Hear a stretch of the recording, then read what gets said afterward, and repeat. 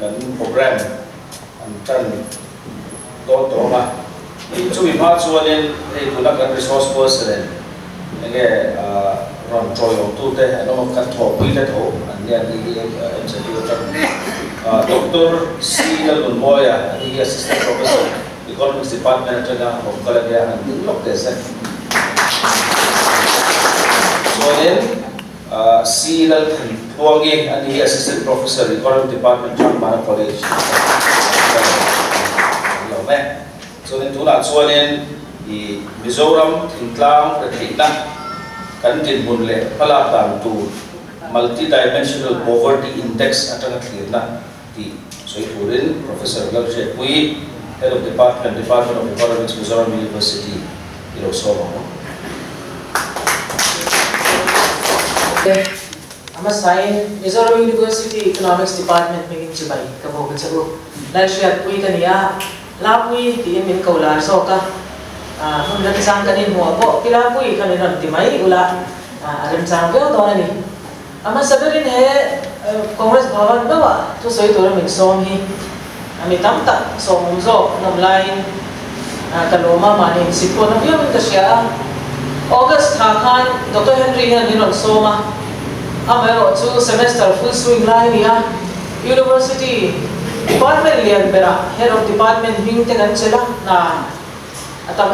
ma kumin chu yan resource person na kan na turang chi te po kha ka phanwala Achan sukat na siya bakan rin umte pun kan din mo na kan pa kan suan may lai ni apoy mo lai niya so mangsa to university na kan to ka may ro chu akat hay labe ka tin do ako Dr. Henry fakong ka tiya gi fak ni alobin minan som non zela kaya ka minan som non chu ay sa sunon ka tiya ma ko fakong ka ti so mangsa tun huna yan azate po za tha ka lo min som han thelo top zela chu ka tiya tin semester te amo kan bok tran to ko ka tin tu na hen taron ding ani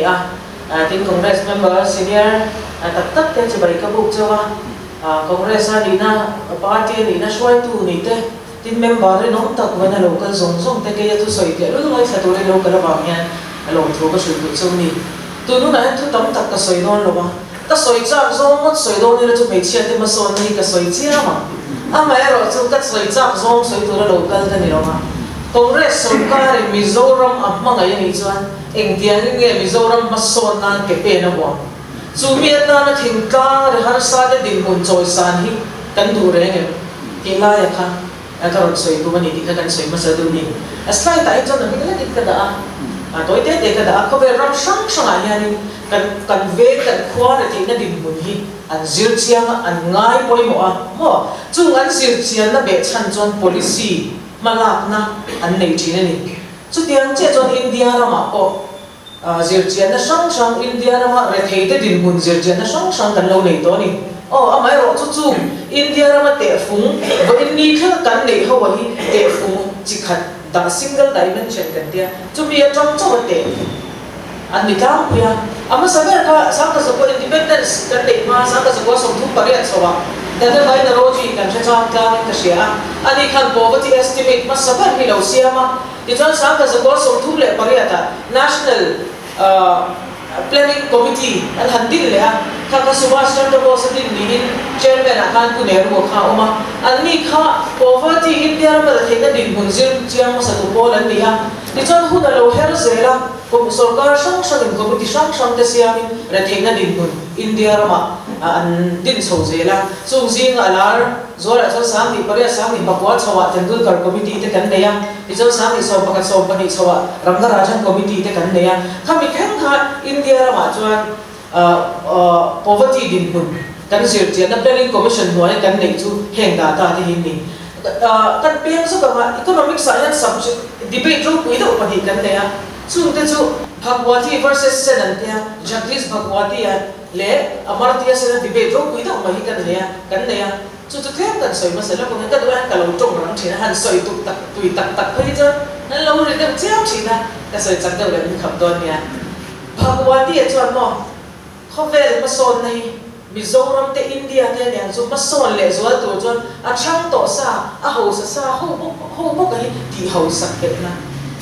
growth ata growth tam om le chan to na sa ta chan le chuan chan san le na zo khi a promote sa ni chu ti lai chuan amatia se na kan chela rin karinga sangka zakwa somwa pakwa no price to polo dong to ani ero ka chuan me pui no pui pason na hi ni ram pason na chu welfare economic siri poimo mi a se lo chuan na tok tam theilo tero a thok chuak tam theilo chu wang chan welfare economic si poimo zo ka ni ati chu mi so ram din bun han hian a poimo nei ka sia thingkang ti pason thingkang har sa din bun har sa ne har sa na sia chian sa ka hi kan bakta party kan ni na kan bakta ni ka sia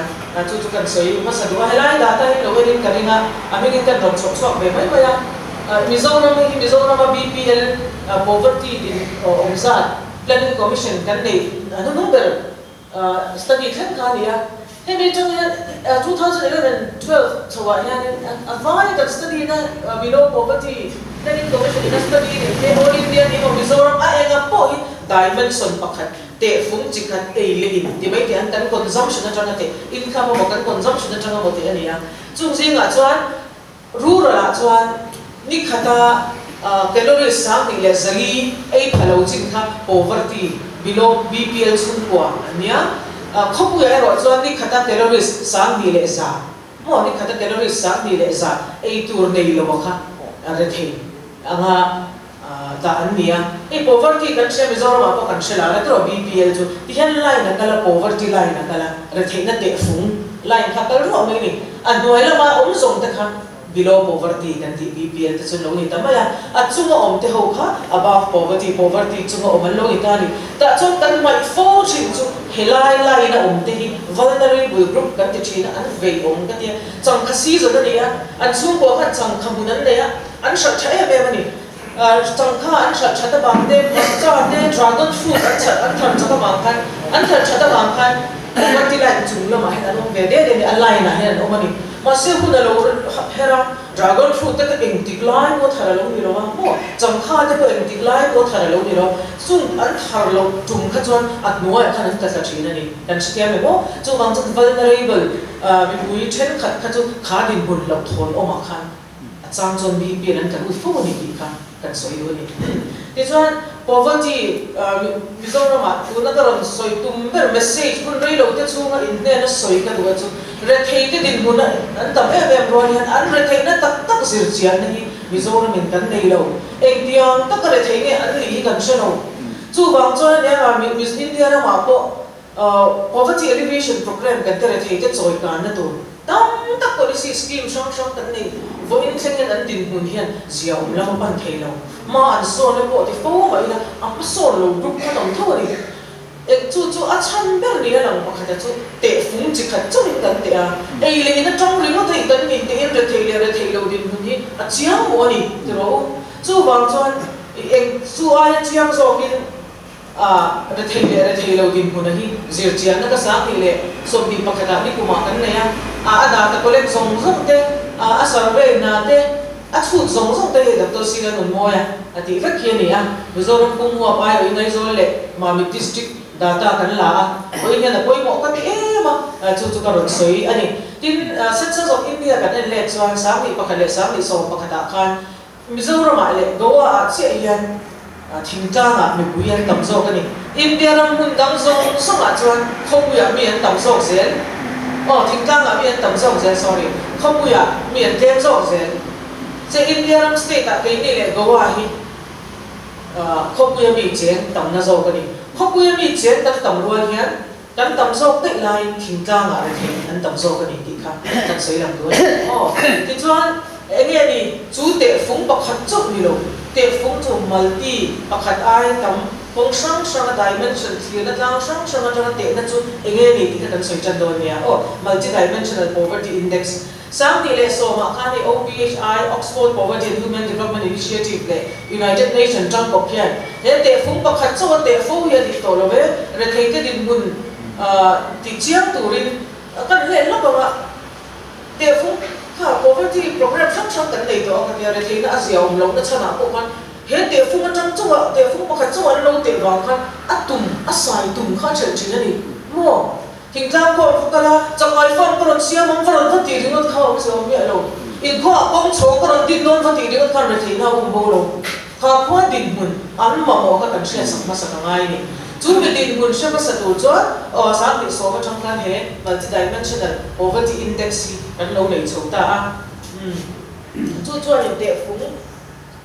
te na chi thum lo ma te na chu kan sai don tho a ti chuan chu te na chi thum lo chu ma chuan te phung te chi so om le mo ka ni chu bang chuan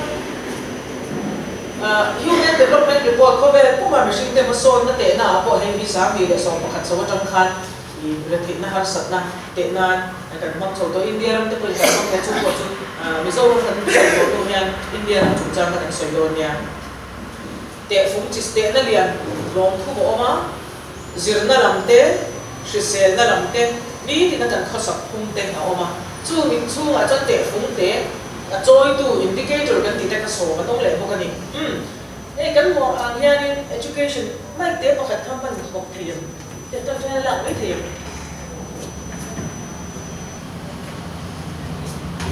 ni nya han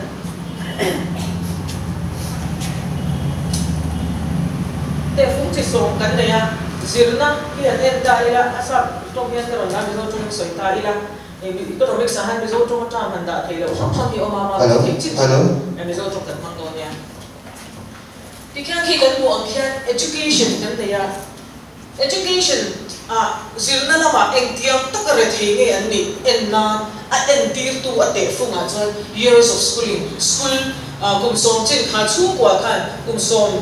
china upa khani a school kum nga tal an kal lo chuan deprive ani re thei a chian ani school attendance te po riat an kal thenga school an kal tur za an kal lo chuan deprive ani hebi te ato le kal le phatang shi se na lama hian no pang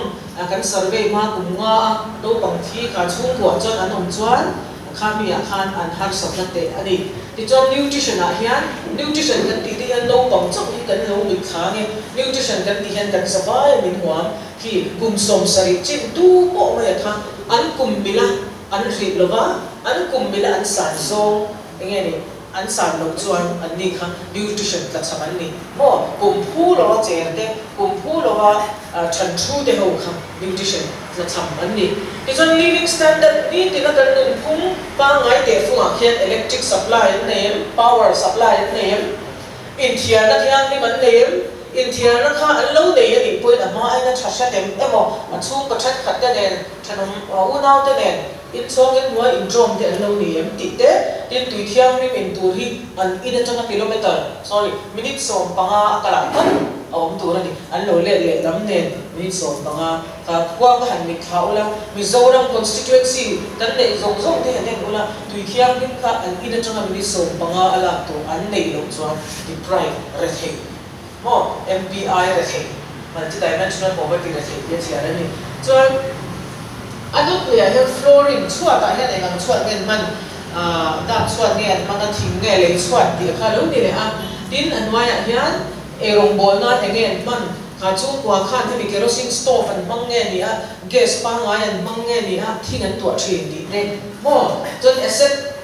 enge an nei kha chu kwa khan radio an nei TV phone cycle motor two wheeler ti ba chon fridge te mo car te mo he machine pati tal an nei lo chon deprive an ni mo kani he MPI te fu sa nge le so pasari base ania chu ta chon ki dimension chi thuma an chena za ze na chene som thum pathum zel chang ang an nia chung ji a chan som thum pathum a ko living standard hian hi te phung te no ya na pera a te phung lian pani te hi education le health ani hei hian ki a chan pon chan tam ni pakhat bai ko kan ne ni chon pakhat bai so bariya enga tinge education le health te hi ngai poi mo ani a chan a health le country sel na te kan zir na te hian nakin khwa le tui tha kan ni don kan society contribution kan nei thi no le ti n2 ani ti te shi sel na apoi mo zia kan mo me ti chon he te fu mang hian research ka ti re na so yu ko khat sample survey kan tia census te India ram kum huwa pa ingre ni research ta re na ko hian sample an la thina mi zong kan ron survey lem lo mani a om to statistically a represent to a significant to ti khala chi ni ya kan soi thiam da na chuani alu kum so kan chu ma min lo sa turin avai kan dem ngai lo tro pakhat ma kan suk dem sa pakhat kan han sikle avai amin ani ti kan zoom mai ni chu to sample om sia chu ni ti chuan Mizoram represent turin aizol le ma mi district he te phong mang hian chu ko za thum le som ani zat mai kha kan han te sin ta ni chu ta aizol din mun chu ta han a village a khwa ang zong te a block ang zong te po in ama ro chu hang zong ka soi se na ni ro tun huna ka ron soi tu ra ka du ka message convey ka du hi ati chiang turin he ni te ma zong ka ron ta lam chu ani zo ka ni Because I saw district ki khate fu ka chon khani nen tiang ka le chon elo ba I saw district a hian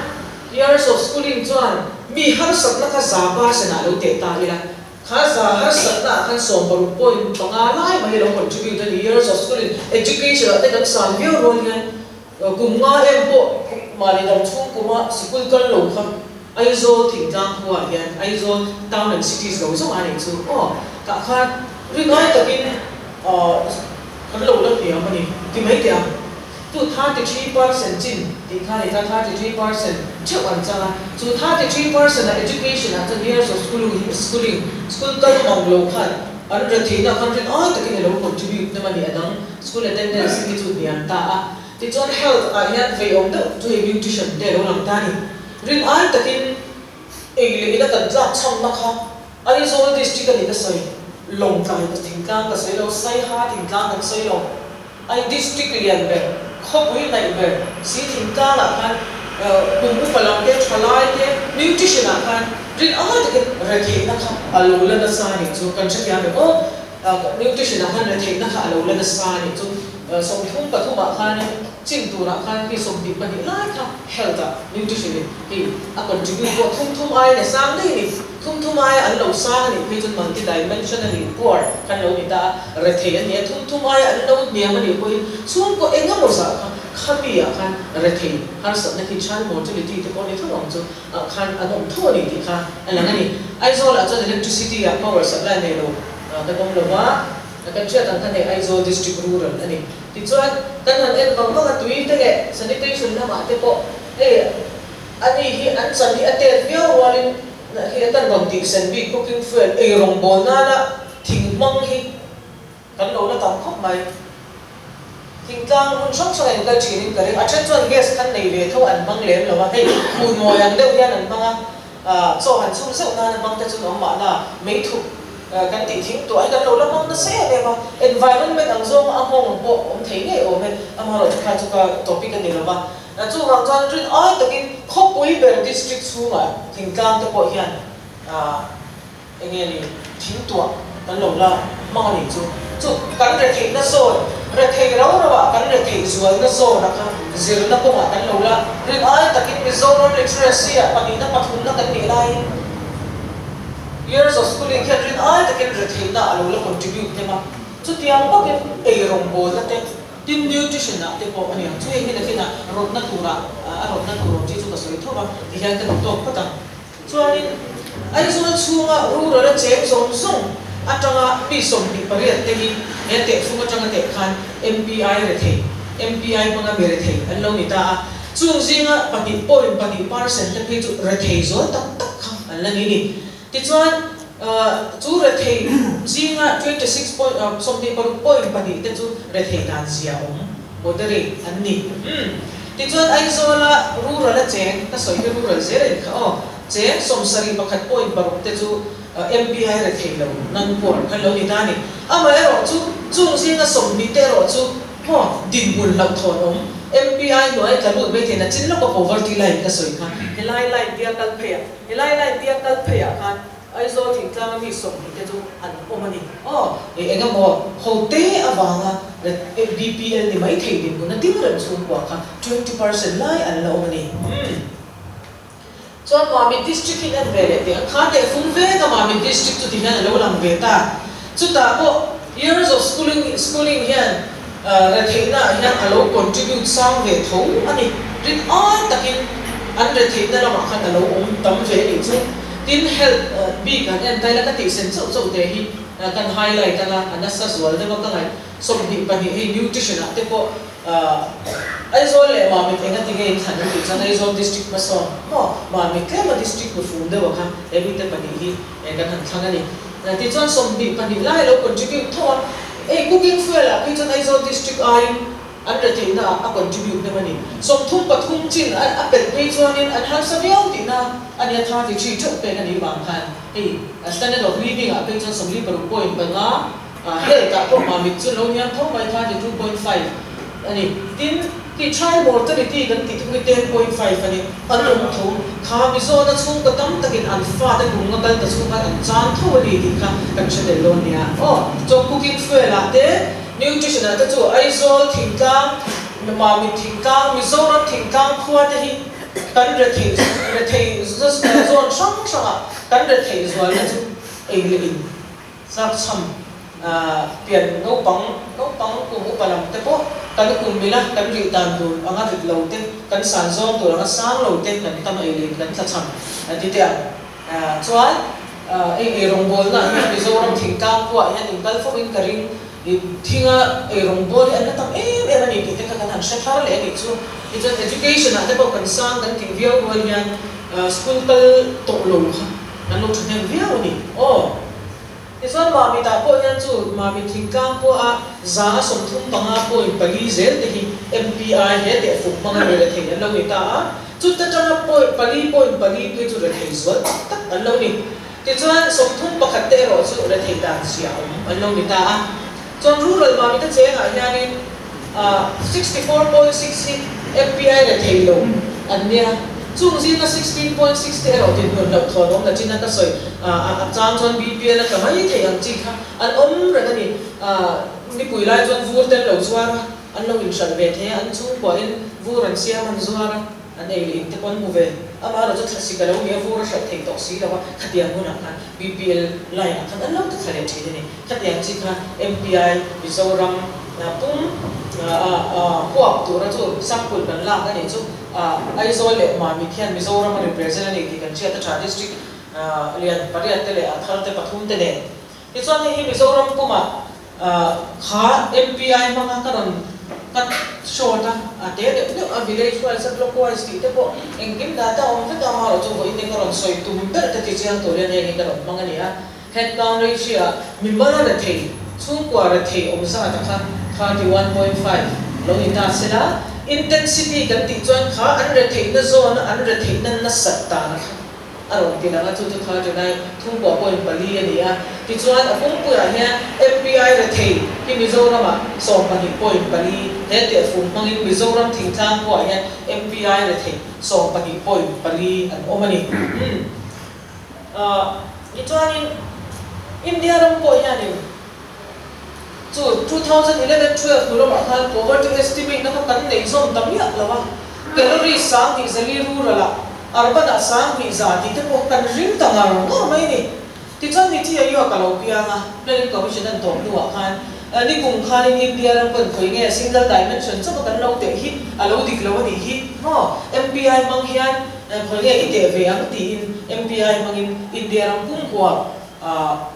MPI poverty re thei po chu estimate an not siam beta ama ro chu an estimate ta chon da ta tham khan la to lova so ka khan National Family Health Survey 4 kan te chu bi roundly na da ta om sa ka 2015 to 2016 kuma an da ta collect to sa mang khan ni kum khan MPI ni an ron te chuak ve chu MPI te na tur ta da ta la khom khan ni lo chu mang chan noi nga le sing sari vel data la me India pum represent to chana te me na district tina urban le rural le than ko an la than to ka an sam pura te me ma chu mang chan kan sir chian zo tu te an ram ne ne sir chian da ni zo tu ani ba ka an da ta man hian global MPI indicator song kami ba ka patin na ron bela bank account kan ti te housing te tak soile le la ba kha indicator kan kan study tur bin kha tu chon da te the ni mo kan du ang kha antina na long tai district kan dir ron an ni hi ko nge bank account te te nei lo kan ti kan en du don sa ti bank account te ko kha ada te thia India ram ko hian kami global MPI ngau lo kha aro her chuan to national MPI tuna India mina ati so po kha ta khanin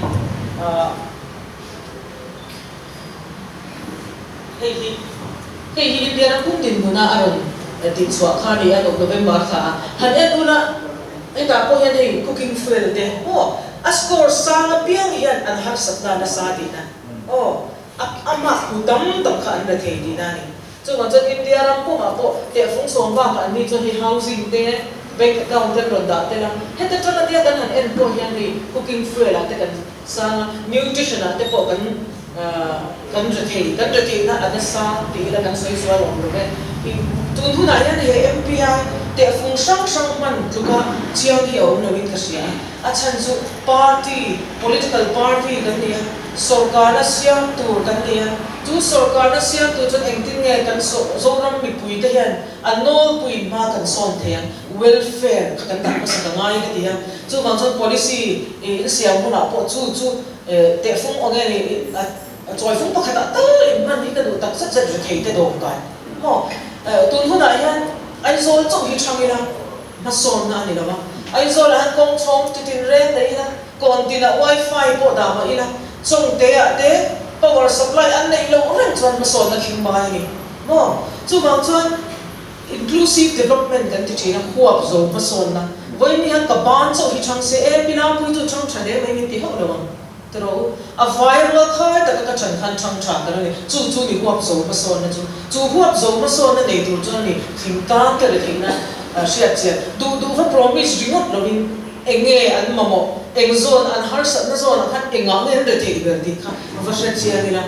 hemi MPI national India ram pu mina an ti chana po hian scheme sang essentially CSS kan soi la centrally sponsored scheme re theina bo na tu scheme sang kan ne chumi an roll out ma chon he survey nei phot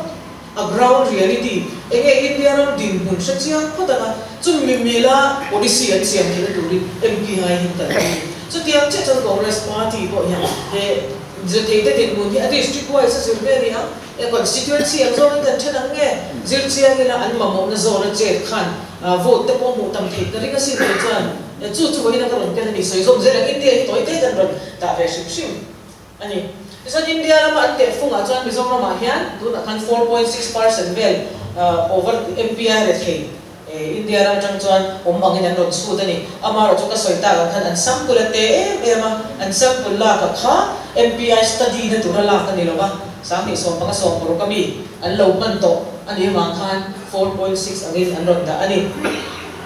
ti chuan kan he se chian na hi kan da don lo ka kan da thawa e block pathum zon to west thailand ka ngom re e ta lo ai mo ka hian an vai an ko som thum vel set study ni a he se chian na an ka lan na tur pakhat ne kan da mai do chu he ti lai re the na din hun cut off hi ate an re hun da lai hi tia kan kha po hian askor sa piang khere thei kan ti kha sang ki zon lo man piang bera ai bok hi thingkang khua district block a chuan hen block paru ka chuan ai bok hi khosa ka sia om bera adota dar lo adota re tang nuam west thailand MPI zong a thei ber chu zon nuam block an lo ni ta chu ta chuan in he poverty cut off da hi data hi an han thak chin khan a re thei ngai khan le thei re mo a block cha changai khan cha thare na chu bang chan kan sir ni a rin tha kan ni na ni ti na poverty cut off in kha khan a che ai bok te zon on te inkal the ta fo se na chu kha data kharin ta lo ti na ni amaro chu ti hian hi a data hi poverty cut off a shan po hian a re thei ngai chu le thei re zon lon te a re thei ber block a de ani ti kan soi de le tu so kan ni kha so ka soi tu le amaro chu ati ziom na tu amala dan tu poi na kha atle ma zong kan soi le thingkang khuwa ma so na tu ra thek na te din mun ti ziom tu ren ke ai soi tu cha tak nei ni ka experience ai Congress member si dia tak te zom ka ti inexperience tang remote po ya soi tu ren na in kari amar kun tu ma chuan kha an har sat na lai ai point thum point ni ti bi thok kha ka ron focus do na ni dia kan da ka lo mo okay MPI tu na mi pui no pui te MPI an re thei na he te fung ma an re thei zual na kha va identify sakila mo chu an ti mun ti ziau turin an ti na kha constituency a khan candidate ilo ita thil dang ti lo khan asem zong ni kher lo puin party super chong te MLA fund te minister fund chong te puin eng tiangin nge ma ila ka cooking fuel mo LPG connection an nei thi ta na mala kha thil poi mo ta kania a connection nei mai kha tok don hau lo atui kha mo a cylinder kha thakata voi khatal te semdan ko kha khuwa khan andong the ngin ti kha tu na khan ke gai na constituency zong ko in chiang ke zong ken karinga han mit kha ta ula in kal na khuwa khan gas na lo nei congress sarkar ngai to sakin lo betare mon po ni ula ale pe la le na zel tu ra te kha a om the ngin ti la kha kha ka ngai to te ngai ni ti kha na pakhat na ni ta sela tun hi central sponsor scheme chung chang soi la na nia hi aya cham thung zo ka kal pui ni se ka tia Mizoram sarkar le bang asia in Mizoram min lo a account in an social media platform shong shang an soya kan sum man le ba kan nga kan dai lo zia te kan soi ni khalam zong kha ami soi la sa ni le chon non soi tu lo wa ta thingkang ti ba son na kha ka focus ani thingkang ti ba so tu jan CSS te ni hey aya nge ni verify zo le rang zo pen kan ti kher te a rang ha poi mo scheme te hi chan dam lai ne ni amo a scheme to don la ma hian thingkang lam hian kan shit zo thingkang mi pui no ku hian CSS a hian scheme kan dei ti kan awareness hi kan dei lo ni to kan website ta te hian CSS hi mi zo tong hian da fekina enge kan ti the atlang kuin sarkar in village council head village council member te apa be ko ba achang chon an lo tlai lu tuk to thina thingla chon chuna lo thuk che mi ten lo nia thil dil the turam te ko hi kum khat ni si an dil the liam do ko khata chu te mo ku pa te ham that na thi te ko sang sang an dong che ni chu bang chon sarkar ina amo phurna nang ni ko congress party ko sarkar no amo phurna ma sa chon mi pui te ne na he centrally sponsored scheme ma so na tur central ina ro man na aron sia mai atang the yang the da nga ya chu mi the da tur chon zo na te LPS kan ti te chu man jo ya nga ya kan ti thei lo ni pui man jo nga lo branch wai me no ba lo wai ma ti na MHCDP ti na ko kan se the lo ka voi khat shin mai lu to lo wi no khadi khathum da na tan shin zel ni se la ti khan o kan soi lu mo kan ni ti CSS right na la chung chang ni te ma so soi ka do congress sarkar lai khan full grade ko kha exam was sa thi ni ma sa so la win ka sia ti ro an ni am ber thak khan exam was sa thi ni ya ama ro tu na yan CSS no na la ka re exam om ka sa ngai lo tu sarkar no chen du zo in thun na alo ni ta ni chu du sakala te chuan tu sakala te chuan an pu te an mani aya qualification nature zo an mani aya skill nature zo an za lo ta pui mo enga man pu te kan ngai lo full grade khat an na ka an kun na adilei mai ni full grade in na hi adira da ka khat lo delay ta se a chung chi a pu mi na tu da ka khat ta ga delay ya a ti khot la ya a chung le ani ti khot la le ti khan central sponsor scheme ka na tur na ni mi thung ka full grade pakhat ma na chuan thu thei tlat ani chu wang chon CSS nuai kan tala ki kan film khrangai e hetia du zong in thun ringat lo khan du zong in thun te ya that chia chia la ni zui mo ti thei ria in ne ten nei chu ke ni party a chon om ve lo se na ti kha kan soi du po kani chu ina aken te chu thing tang ti ma son na a dong tu te dan don nge ke na turin helai a phong chen na a office in ren chem thu kan soi ko sarkar in lei ba ga a ti chian na in ren chem kan soi chu thok le khata ti thei ani mi ala ba tu na thok le khata ti thei chu CSS scheme hi heng scheme hi thingkang ti ma so nei man rega te van ro pu ya Mizoram exemplary kan ni ti kan thok cha chu ti ama scheme dang ma se kan thok cha ta ala view hen demand driven ani ti kan se lo ka sia kwa village council den ta thok tu ran non siama ni zarin ho nan non siama ba thok kan lo ani ba lo la ba ya ka chu wa kha job ka nei khan ei tu na nei lo chuan na kha va deal the ni mo plain paper asia kin ka pu local council ka dile thin village council head ne khan demand driven ani dan demand kha ta ka pension ke lo hei chen ni kan kal pui to ni lo mi chu bang chon CSS Mizoram ma so na tu rin ka ti ma so na tu ta hei ai chok chang thum so ke ni kal pui ya ti khan kan soi le ko ka ni so a kan se ri la hei hi het education na ba te kan mom zing ko ba tan trong de tu na ni ro sung so ba si bi har ta kan ngai mai chu man lo ma si man sim ta ki chu man yo ne chale zirna country noi to kin Mizoram state le uti zong bel khoma literacy pani na yan patum na yan pani na lakshmi pani to pani na kan ni to mi lo ne state le uti bel khom yan chu ti si chuan school kum nga em bo 5 years ko lo complete lo ta ka lo mo na ni ti kan lo sia kan lo sia ta azera ti ma so na ni so ta te na ka mi le sa ne me mo ma ka soi tu rai tak soi tu bo ne ti ka ri economics department a chu soi tu den kan som china professor yan ze ne professor kan lo ne mo ne na ka mo yan ka ri lo thara na ti ai soi tu cha tak bo ne ka ri nga tle ma so ne mi a research based kan lo in kan soi ne zirna ma so na tu ra yan thingkang zirti tu ta hi chatak tak tai na tak ta no ma se mani puna om pe lo kha ka ra kha na se ani tero ai kal la te mani zirna ko suman om chadu lo kha tam ta kan oma in so na khwa zirti tu ta in sa thuma dal khwa dal in sa na do in sa thum khwa zirti tu kha in sa na khwa dal in sa kha lo du ve ya chu mentality chu ka tha khi ngai chu mi ba ka chan thok le ka tha mai the khani ho lo bang azin ti tu thatak tak anom ruale akara khan ka tiang khan lo om thina kum khata ma ni thona mun voi khat chau kal te lo om thina ai zol ka atanga longkai khopera thok tu zirti tu la khi afu berem chu an dal chape lo thina ma ai hadu chu ai chuan rong na kan siam du chu entinga kan district cadre te hi siam chi ni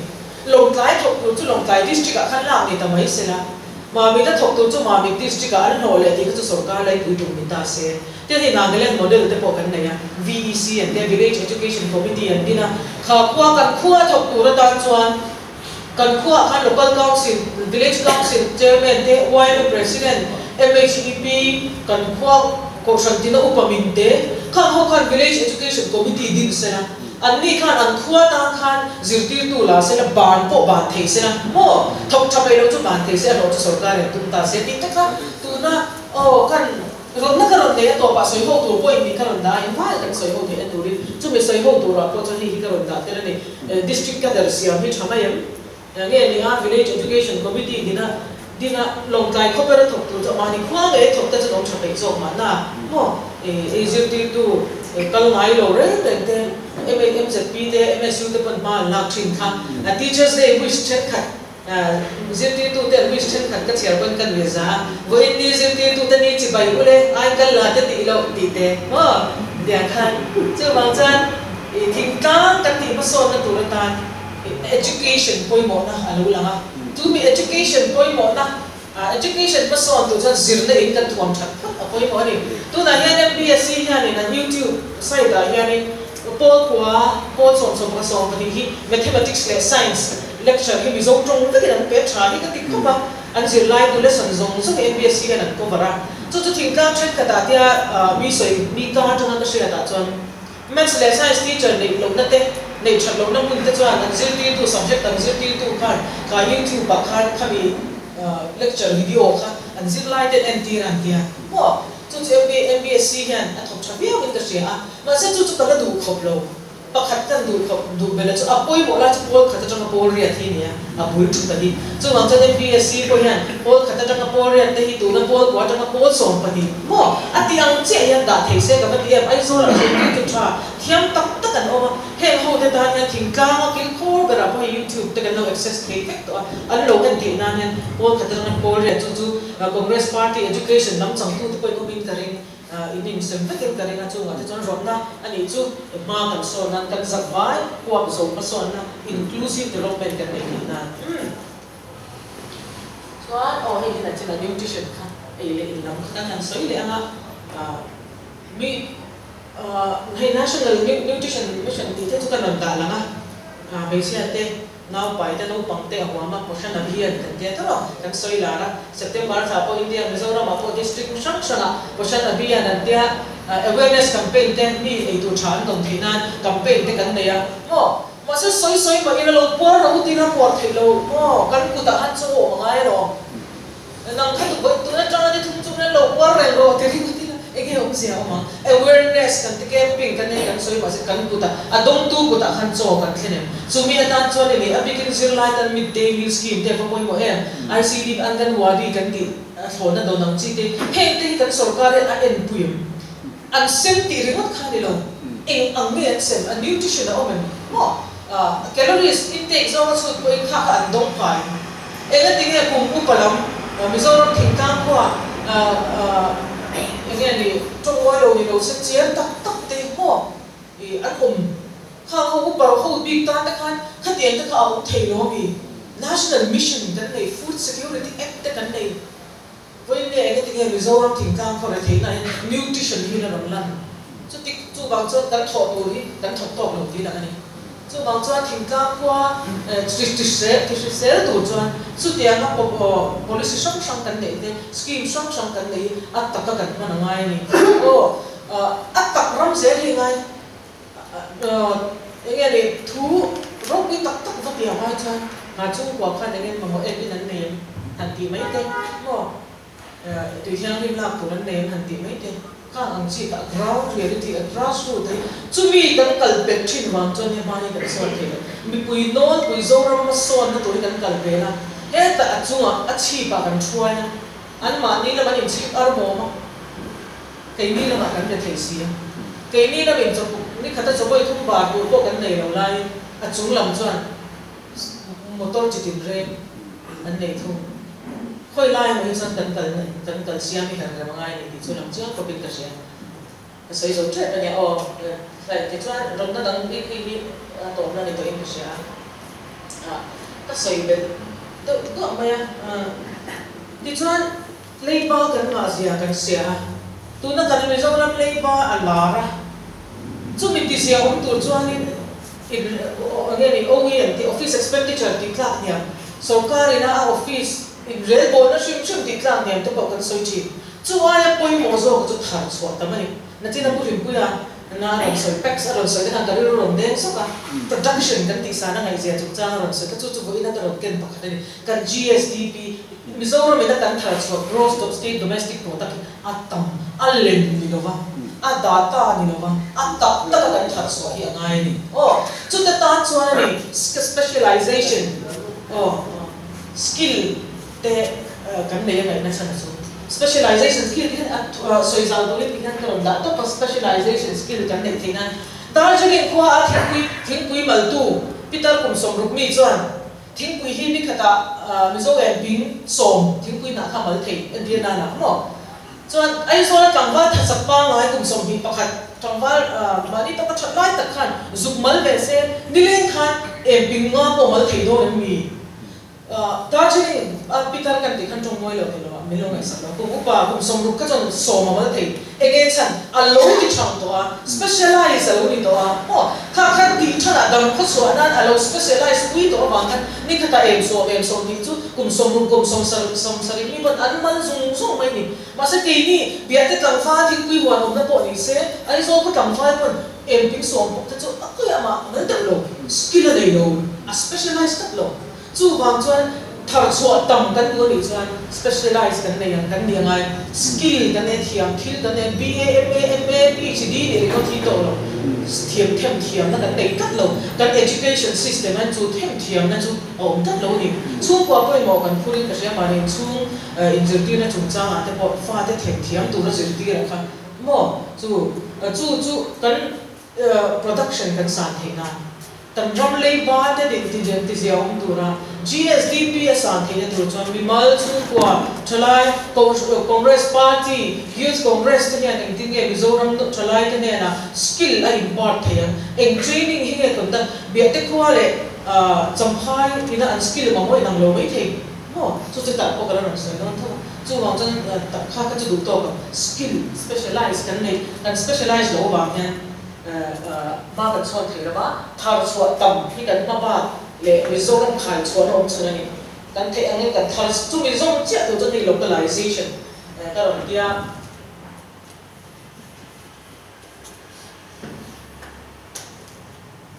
asam ne kan ram ri boya ar tu le alu mana to mal kan chatang te ko me tun ho na hian kan soi du chu localization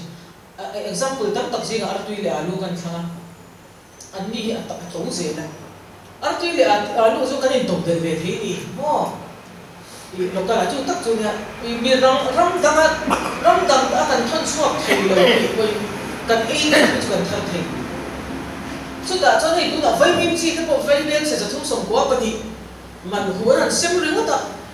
kha te kan ngai tu chuan soi bel tu ri ri ka se anoi chi ne kan na ta so chuan soi zo kila artui alu kha kan ching ve thi ni chu mi ching tu chani SEZ kan dia economics and special economic zone kan dia kha khua ka kan study anga alu an khua kha alu an thak chuak tam the mo a leilung study na te po om sela ti chuan alu thar thei tur ka chu a district zone te po khan chin tir vat zo kai la chu te ma ko ka soi gwa le mo alu in sia thiam ka du ka akara ko sia thiam na chan soi non le te ti zel do ne chu message point mo tak zo chu ni bo ya lo soi tur ka lo ka chan chu artui te po I chu mi district zone chuan artui kha thar chuak thei turin ruam man na han sia mi na special economic zone din kan da tiang o a zone ang ele a district te pan yang ya chu tiang ko kin alu te po chu mi atanga khopui chu a ron thlen na tura kong sia ka ro chu marketing channel ero chu sokar ko tani thu chu mang chon localization thar chu atam kan thar chu atam lo wang ram kan in kan re thei state kan gross domestic product ate tak te hian at claim thar chu atam kan nei lo chu mang chon localization alu artui mo khang kha ai nga tal hian adang po tamang sei to ke ai nim se so kin kari chu nga tal de chon in to de lo kong hi omani ti kha kan soi do an ato le ka ron da hi research le data rin ka kan nei the na na mala ti ni a reliable statistic reliable data vai mim chi an sem dong thang kwa crop survey nei ma sai village survey nei ma sai an nei ka shelo an sem to ani mai ni chu kha ni kwa kha chi kha na thar chok tam thei do ne ti na ale lung study na te mo vai mim chi thadung daram chong ngei ta ring mo khang lap te survey ma sammi lo ma han sem ring mai kha a chen vai mim si adwa zatum som bo pa ti mi ka se so point patum le ti ne chu ni ka chu on sem ring mai te kha asia lo ka ti tin Hamilton soi bele chu university a big kan department and research tak kan ne agriculture research cham phai mi ka so thin ching tu de ding bun te cham phai district zone so marksa ching tu de ding bun te kha ka university te PhD degree kan huwa kan scholar te kan huwa almera to pa ka ui chi ni sarkar le university healing thom lo ma chuin lo in chu tur ne so horticulture lam thesis te po ma en ke na kha department kha de ti gen ron ngai ven lo mo research kha khoi lai hian nge he khota hian he area bi ka ta hian ti kha universities ure sarkar jo university ne in za som ta tang u chung ron lo chung ni research ka ti chha da po PhD degree nei na tu ne lo kan noya scholar tam ta kan chuak to an zirme ko ka PhD degree nei ringo thi ni lo chu ka zir na chon ram ta ne contribute policy implication enge thei ti la kha chu boina ka ron tin chan po ini chu bang chon research da le data rin tak statistic ikan nei sia tu ma hen ron nei ben lawa tin Mizoram economic survey to economics and statistics athar ber te ko adwa adwa ni te ko ha ka va in form na ka va te ko te ka soya chu ta ka soya po chuan party te hen ron nei ben mo ka ti economic survey thar ber te ka lo bi ro ta chon Mizoram tin buna chiang em ti chuan Congress party na policy making atan ko apu thenge na tu chu ka da tam ta omani ti ka kan soi do ni ti chuan hi thingtlang ti ma son na ni rual hian thingtlang ma son chon ko pui to kan ma kan son do ti na ni a poi bung ber le ado tu ni to sela ka soi re to kan to in ka sia ni ti ang kan nom da manpower mismatch Mizoram ma hian hi thingtlang pi chok po ni lo ma manpower mismatch manpower in tulo kan nei ani tila omna sa endina post me role role post on fel som quan thui alo je tha pu tun so ba hen tro khon te te khan quan thui thiam kha som panga te no ma som dik te no ma an ta khan ro ni om lo ni he tilama ai zo ko pui dor pu ya khan quan thui tu ka le indai lo box ya ti construction work ate mi kan tle mo dam dia dan la lu tra cement mystery kan ti insa te kha khan kan tam kan om lo na tu hu na kan tama ti te kan tam na tur mu na kan claim le sia helai hi event power mismatch kan nei ni te han soiter shup ka da te lo ei zara ka da te chop le a thing tlang or han focus ko kan ni chong lo ve ka tia hi kan lo da te le a ti chon hei po hi a thangin kan da tak nan thun ka men power data hi kan sa cham kan nei lo wa sarkar a hian data eng ma en tu men power chung chang kan nei lo ti na ke ni do event thara kan oma do event thara hian lumet pathum kan nei a ti na lumet som kan lo ni ta ni do event thara kan population nei to chon lumet pathum kan min chom chom ti chuan dor pu ai ro chon lumet som li an pamona lumet som ki chen om thung mo ti chuan ki lumet na dor hong thar do ni la ka chung ka chom na hong do ni la khoi an he ka hon du so ka an mamo na hon dor pu ya ni ga ya tro ma se chumi en na data chu kan nei tat lo industry ka ti do ni labor and employment lam chan te ko ni ka se ka mystery data ki kan nei ni alo tun furniture workshop te ko ni chu lo ti thar ve ko ti la on to sa tam na ka siam ve no ka lo do lo kan in ko che jang mai mai ni mo ma so na on te lo income kan generate te do no so mang chon atleam zo ka ko anen om ti ang chi ka mi da te na tu shum shum te kan nei lo ve chu collect here sa do mi lo ve chu statistic khan ba ya ve ti ni statistic kan collect kan ve chu alu me na do ring sa ni om beauty parlor ring sa ni om furniture aluminium sia ring sa ni om ti te ve ti na kan collect cho ta dem da te en na tu khom do le san chu lu me ko to ila zum ke na china ka lo lu ma kan cha ta yo ke to ne kan ti ti ya lai kan ku te ho yan thing tang le thei ai na ban lam kan le thei zau ti te khan soi ri zau zau ma se ta chu soi kan soi ben du mai mai ya thing tang han le thei na na sa zo ka ar pa dan mi pu chu kan ta ma se e ga ti ga khu sa ka zi no sum leng wa ta ma ni ti lai ka kan nam te du ani soi ho tu hi kan chia na chang conclusion to te ka la soi le kon ko nya soi ho tu na china ta soi sa tho thing tang lam re thei zual big na la chia nga chu mi ti sia tu ra congress party malak ti se tha angem tha kan ti em election kan mala ka kan le tu na tan joy fung pakhata re thei na do ka man tha kan ti em zirna ma son pa ni na tan zirna ma son na na rom na kan sian te a kan ngai dan soi ho ni se ti ani a e hi rin ru in feedback ka duwa ka mo a i khang ro dan jang te kha nge om thei ti kha ti chana tlang kom na pakhat et kan soi le duwa ke ni chu sir tir tu kan ni a classroom ate kan soi kan scholar te pula te kan soi economy mizoram te kan lo ve mani amara chu kan ve a phong che tu ka kan ni si lo a soi ve mai la ka soi fo chi economic development ma son na hi political vacuum chu a hian ma mo a phong che tu ti na man la chon lo chon ke ni chu lo soi ve lo ya ve na mai la da ben the ri mai ma ka kan ni lo ni mo chu political party te ina indi tu kha ngai economic mizoram ma son tu cha in koi bo ben soi ti han university tang in da tam tak la to ti ka khoi la ne ma kan so ta tu eng ang ko in research ti na PhD degree pali pa nga po me mai la kha mi kan ti a cha kha policy implication pakhat ma om lo cha na lo chama ta ngai chu mi wa ne tu he a data collect tu te a calculation so tu to sira no mo ya po ma ani hian mathematics to so ta village ko so ko ma ti ka ya ta ti a to mai tu is ko ri a oi mo sia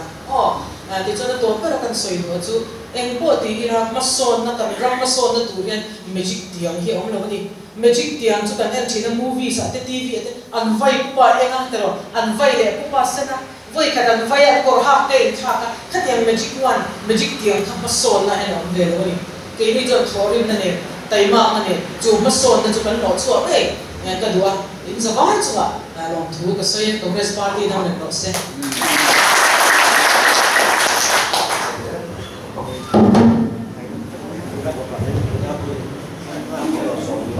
ti chuan soi hu tu kho ta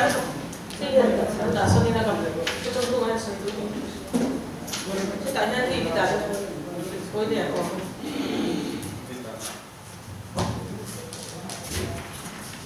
platform ni mang le senator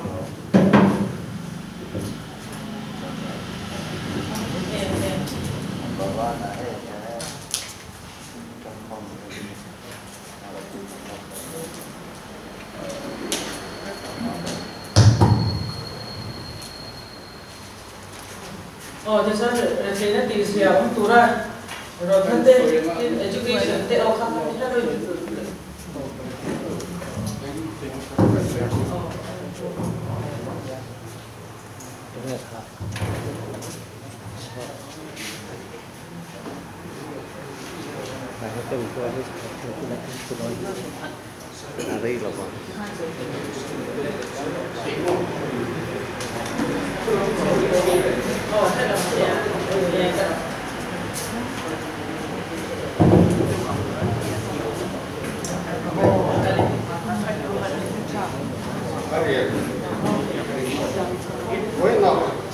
Mizoram University English là Mizoram trong chiếu về thì nó thứ số này là khác khi phần này cái gì cái mà có cái gì mà khác cái phần này thì cái cái này này University Professor Minh Thăng Mizoram trong lệ sa trong thiam về thì vậy à thứ số này là khác riêng một bộ khác rồi bây giờ cái này không gì ngã Congress tên hình vàng này cái tiền này chứ cái này có đâu à tốt là toàn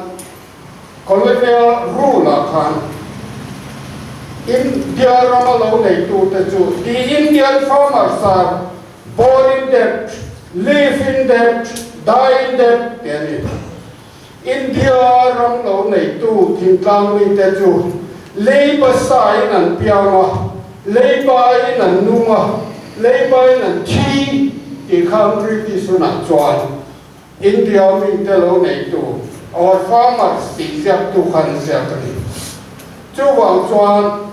Indian National Congress sarkar na siam tir khan India re thi zia chú khăn vai khan forward tilai noe mu kan niang India ram tan han mason na am thailo anti masak per chu thil pathum kapra makan roti kapra clothing makan housing roti umpat na cho development na soi thailo India independent nuai lira nuai tam tak ngai India mi re thai si mol bok si ti chang kang to chuan Indian National Congress khan 5-year plan kan ti chawa khat nan han la Delhi te Calcutta te Madras te ani lo le India ram dang hi Persia Hong Kong Mogul Hovenatron developer sa pidan developer chu men India development India ram independent and develop and rotile 5-year plan kan ti hi sa kwa samsari pani mai Mizoram in kan nei velo chu wa mi kan mai hi sa kwa samsari pani ma khan tan to chu mi nuwa boi na asoya chuan powat tilai na kan India pung puya ya kan han sang kha aro pui ka ti ani tro kas India ram pung puya kan sa powat tilai kha kan nei klen iti mai kan nei klen kha aro pui ka ti chu wang chuan powat tilai kan nei klen ma kan re thi por hello top thim kanga mayan payan pir puara sun ngengin ani rok op maya kasum hisum wa tlang takani ti mai khanan san khwa chu tiao na tanga tu na India ram han pen re thei khamia kan han kal san te kha aro pui kati tin in soi local area production siam thei kha apoi mo PC sarkarin alai chi le apple nin chin tira pakhat ma ro te lo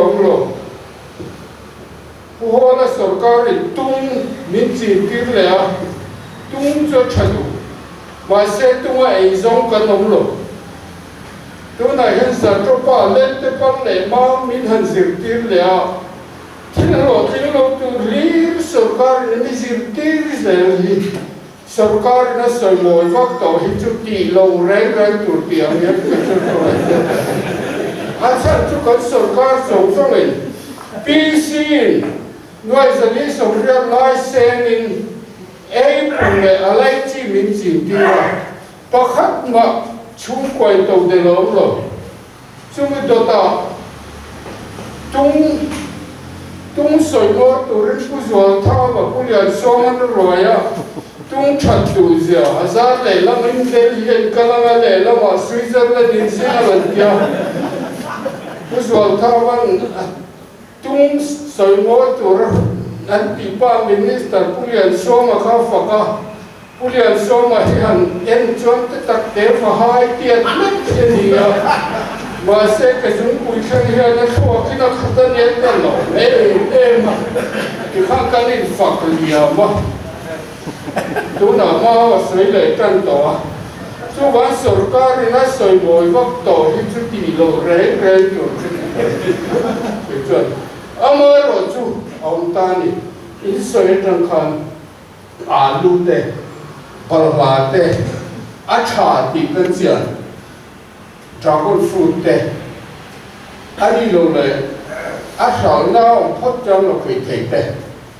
hết dia nga locally produce siam thei na ke ma ni a hian kan tia lai chu pu so ta ho hian ege mo mo te hi kan tiang ti ka la wa chai lo thei lo na bo hi chai le thei lo na bo ma kan so ti ka la wa chu wang chan sin tu dik cái điềuของผู้น้อยเฮระมัชดูเป็นคนเชื่อทุกอย่างที่เราเรียนทัววิริเทโซเอ็นชินนาตานักันมันเล็กชินจวนกันรำกันวิริเทเตเตลังอามาเราจูอาสรการหิตาคลายลงมาเสละกันรีนะอัตลาคลายคลับไม่มีจุงหลังไปเดี๋ยวบอกกันดิ้งเจ้าโซกันเนี่ยสรการฝังคนอีเล่นลงसरकार कल तो का सोईते खा का तेल फेक ना निर्माण करते जाओ जो वहाँ की लोगोंกันจริงअच्छा जो ना उस ओर होกันตีเลกันลาวกันตีบ้านกันสวยโลกนี่ตีโลตีเลกันลาวกันนี่जोว่าลิฟไว้นะโปรแกรมสังกัดตักไหมกันหันง่ายขา India Ram Congress in Kavra Makan Rotary Housing Clothing Fooding วัดโซนนับขัดมาในตัวเทนิโลในรัฐหุ่นนายการคัดที่เขาก็สังการในสิริพิรนะ University จะละกันหันดงวิอารมณ์ปุยก็เทียบอาเกมว่าเฮียนกะโลมันนี่ก็เวทาคลั้นไปมาไล่ก็จูฟ้าเล็กตัวนักการสังการนักเรียนวิรันสิริพิรอาการ President ค่ะอีสวยไม่ก็สวยไม่เลยอีสวยก็สวยจูอดีตชิโตะพวกสิตัวแต่จะกันดีนะก็สวยนี่จูก็ลองนะ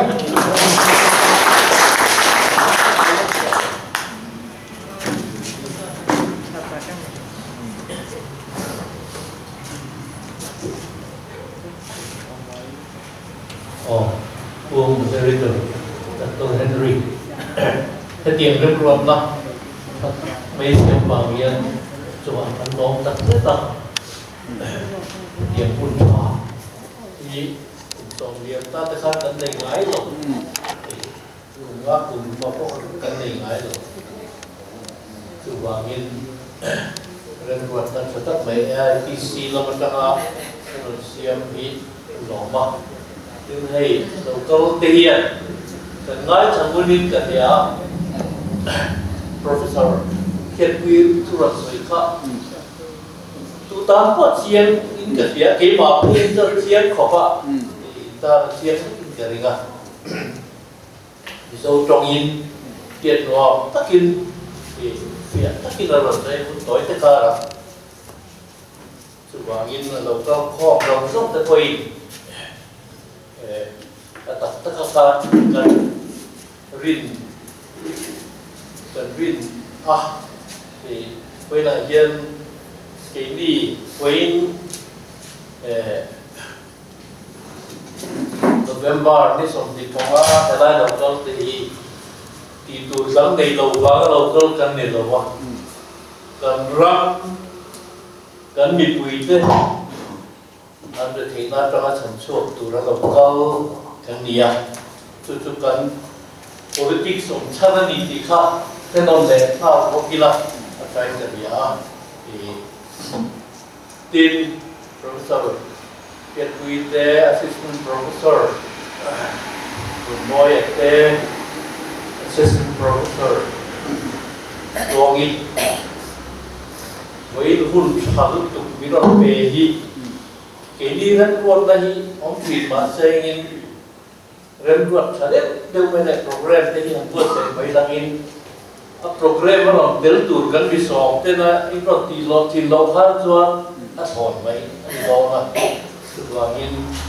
ketiak pun cha beron siap sakhi coba kan lontar seta di lokalin profesor Ketwi Khanen laya so ani tua ama zokal lon tua ron soi masa ketiak ani lo an lokal thei kan long ani ke madi ketiak zok maya thu ziak ne diagram fel tak nena miron ia wakhan kan mong tak mewa in kan mala ve tum da le sarkar ta la ni tia ni thei te cham luang thei tu zonga PACS kan ti Primary Agricultural Credit Society kan ti ang zong kan lo ti ne to ni nei zo me kho ta dia he la yani billion te anh sẽ thấy nó tụt con em mà hậu sản tên hậu sản nếu nó tụt con em mà đi cái điều quay nó thêm thế mà quá thì mấy em thì tên là có em anh mua về thì nó tụt đi cái thằng quay quy về anh đi à chụp hoàng in bát chia thì rất là ít xoan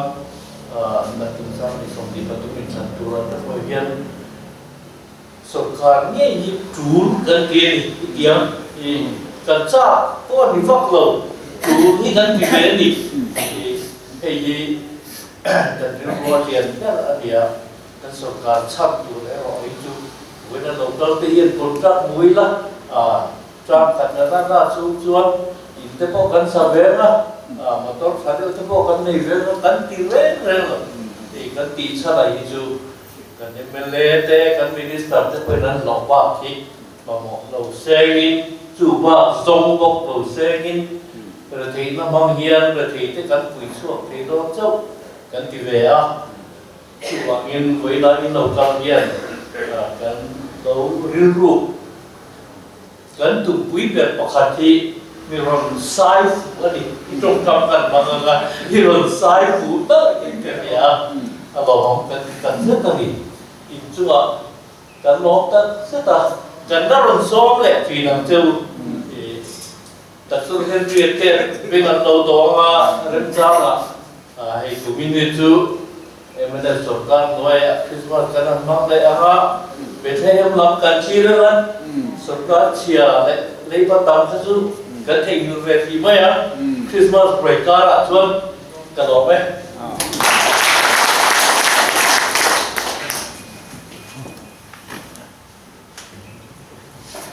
oleh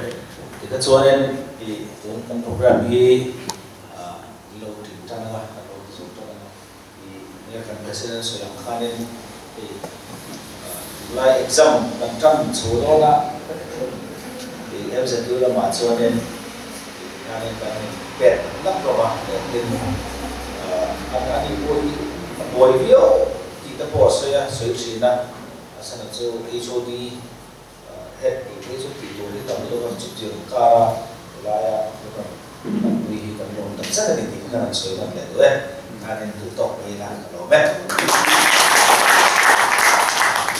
top show orang kata NSCY dan top NSCY tu Profesor Lafayette bui certificate of appreciation kakak kan tu tu sẽ có cái đó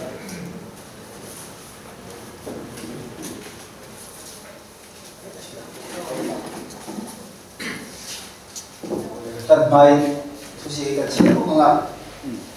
certificate of appreciation. This certificate is proudly presented to Professor Dr. Tui,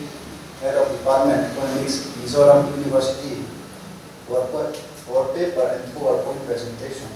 Entitled Mizoram Tinta Thina Kantin Hunbover Index Atanga Thina, a function organized by Mizoram Pradesh Congress Committee, Golden Hall, 2022. On 25th November 2022,